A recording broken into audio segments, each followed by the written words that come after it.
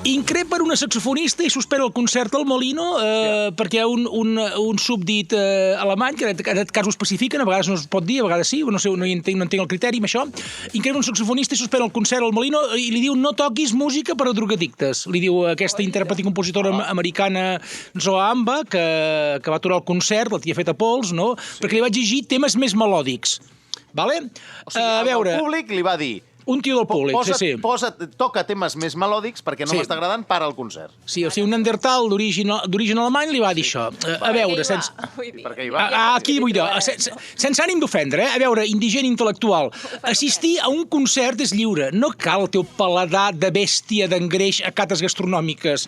Saps què? Vés-te'n a la teva cova a pintar un nyu a la paret, imbècil, saps què vull dir? Però saps què passa? Que tampoc és culpa seva, perquè llavors Bad Bunny té 2 Grammys, saps? També és veritat.